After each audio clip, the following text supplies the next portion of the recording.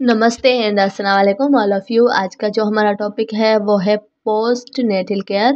Post natal care में most common अगर हम देखें तो ये है कि अगर हम डिलीवरी के बाद जो भी केयर देते हैं उसकी फ़ीमेल को और उसके बच्चे को, तो उसको हम कहते हैं पोस्ट नेटल केयर।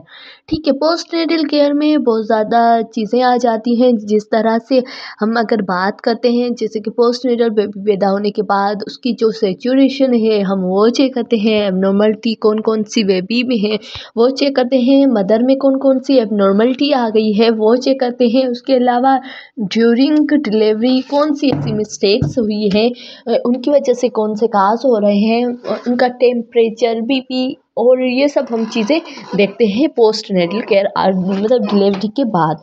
उसके अलावा पोस्ट नेटल केयर में हम बात करते हैं care of the mother and their new borns. जो मदर है, न्यू बॉर्न है, उनको हम केयर देंगे आफ्टर डिलीवरी के बाद उनको केयर दें, known as a post natal care. Up to 6 week या फिर 42 डेज तक हम उनको केयर देते हैं, उसको हम पोस्ट नेटल केयर कहते हैं।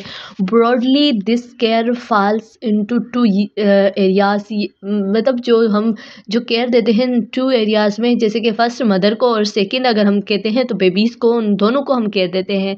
The care of mother which is primary responsibilities for the obstructions. जो भी ऑब्स्ट्रिक्शंस हैं उनकी सबसे पहली जो हम अगर बात करते हैं केयर की, प्राइमरी हमारी जो रिस्पॉन्सिबिलिटी होती है वो मदर को हम केयर देते हैं।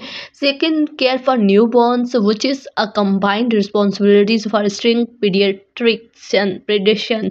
जो प्रिडिक्टिशंस होते हैं वो क्या है, क्या ये हमारा भले कॉम्बिनेशन ऑफ रिस्पॉन्सिबिलिटीज़ होती है, क्योंकि एक न्यू नेटल होता है, उसकी बिल्कुल उसकी इन्वायरमेंट चेंज होती है, उसको केयर देना ये सब तरीका चेंज होता है, और उसके लिए एक स्पेशलिस्ट होना ज़रूरी है, क्योंकि फिजिशियन अगर हम बात करते हैं पीडियाट्रिशियंस वो होना ज़रूरी है, तो उस हिसाब से उसको केयर दी जाती है। और उसके अलावा बात करते हैं नॉर्मल पेरिप्रम टाइम्स। जो पेरिप्रम होता है, नॉर्मल पेरिप्रम क्या होता है कि वो 42 डेज या फिर 6 वीक में वो एक नॉर्मल कंडीशन में आ जाता है। पेरिप्रम वो के अगर डिलीवरी हो गई है तो उसके बाद एक टाइम पीरियड होता है, उसके बाद जो भी फीमेल के ऑर्गन्स वगैरह जो भी है वो अपनी जगह पे आ जाते हैं, एक अच्छी नॉर्मल पोजीशन में आ जाते हैं। They are period for 6 week after child birth during which is mother और reproductive organ retain the original non pregnant condition, वो एक नॉन प्रेग्नेंट कंडीशन में आ जाते हैं।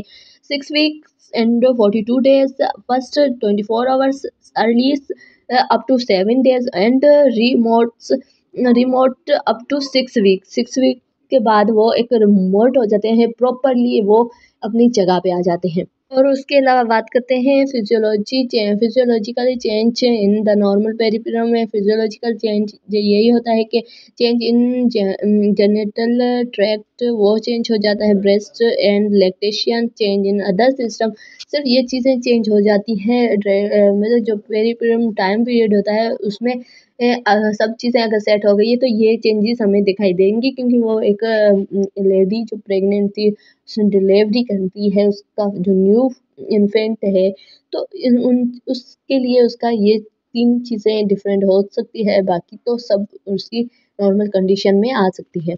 और कौन से ऑब्जेक्ट होते हैं जो हम पोस्ट नेटल केयर में यूज़ देखते हैं? सबसे पहले prevent complications for postpartum periods. जो पोस्ट पेरिटर्म जिसमें रिकवरी हो रही होती है प्रेगनेंसी के बाद, उस पीरियड में हम देखते हैं कौन सी उससे हम क्या करें, उस पीरियड में कॉम्प्लिकेशन से बचाएं, उस पेशेंट को प्रिवेंट करें।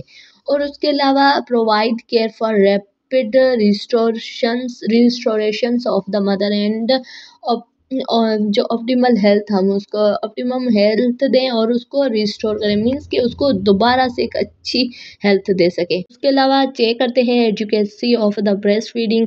अगर हम उसको एजुकेशन भी देंगे और चेक करेंगे कि वो अपने फीटस को, जो इन्फेंट है, उसको ब्रेस्ट फीड करा रही है या नहीं। उसके अलावा प्रोवाइड फैमिली प्लानिंग सर्विस, उसको प्लानिंग सर्विस प्रोवाइड करेंगे। और उसके अलावा they provide health education to mother and family, और उसके अलावा हेल्थ एजुकेशन देंगे मदर और उसकी फैमिली को। और उसके अलावा जर्नल हम जो पोस्ट नेटल चेकअप करवाएंगे उसमें जनरल हेल्थ चेकअप देखेंगे, मॉनिटर करेंगे इन्वोलेशंस प्रोसेस को। और उसके अलावा साइंटिफिक फैक्टर्स स्टेब्लिश और लैक्टेशन को स्टेब्लिश करवाएंगे। और उसके अलावा एक्सामिनेशन करवाएंगे उसकी ओवरऑल हेल्थ की, ठीक है, उसको फिजिकली हम चेक करेंगे। और उसके अलावा उसको बबली ही असेसमेंट करवाएंगे जिसमें ब्रेस्ट, यूटेरस, उसके अलावा ब्लडर, बावुल, ये सब हम क्या करेंगे। उसके अलावा लेचिन्स लोचिन्स एंड उसके अलावा जितने भी ये हम केयर देते हैं इन सब की हम क्या करेंगे, पिसोडोटॉमी एंड उसके अलावा Homans sign and emotional status जो भी है इन सब को हम क्या करेंगे, एक एक करके सबको डिस्कस करेंगे। और उसके अलावा हम उसको इनकी असेसमेंट जैसे कि हम देखेंगे ब्रेस्ट सॉफ्ट है, उसके अलावा फालिंग्स, फ्रेम एंड निपल देखेंगे। उसके अलावा अगर हम पोजीशन यूटेरस बात करें तो उसकी पोजीशंस, कंसिस्टेंसी, ये सब हम चेक करते हैं, हाइट। उसके अलावा अगर ब्लडर की बात करते हैं वो वाइडिंग पैटर्न देखेंगे। उसके अलावा जो बावुल है उसका साउंड चेक करेंगे, हेमरॉइड्स चेक करेंगे और बीएम देखेंगे।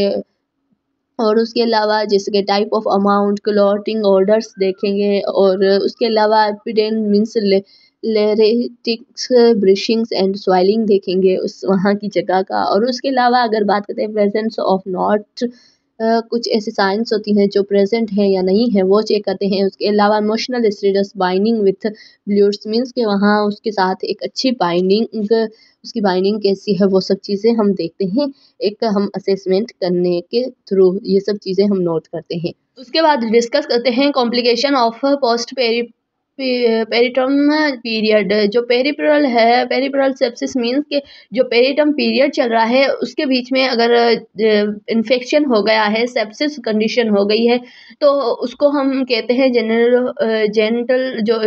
जेनिटल ट्रैक्ट इन्फेक्शन भी कह सकते हैं। और वो इन्फेक्शन हमेशा डिलीवरी के दौरान होता है क्योंकि क्या है कि डिलीवरी में जो सेप्सिस कंडीशन है, असेप्टिक कंडीशन यूज़ नहीं करते हैं, सेप्टिक कंडीशन होती है उसके उस हिसाब से उसकी कंडीशन जो पेशेंट की होती है उसमें भी सेप्टिक्स जो दिखाई देते हैं। उसके अलावा puerperal sepsis can be prevent by the attention of septic conditions before delivery. Delivery से पहले जो भी हमारे वहाँ के इंस्ट्रूमेंट है, जो भी डिलीवरी में यूज़ होने वाले चीज़ें हैं, इंस्ट्रूमेंट है, वो क्या हो, स्टेलाइज हो ताकि उसको सेप्टिक कंडीशन से बचाया जाए और एसेप्टिक टेक्निक यूज़ की जाए। और उसके अलावा थ्रोम्बो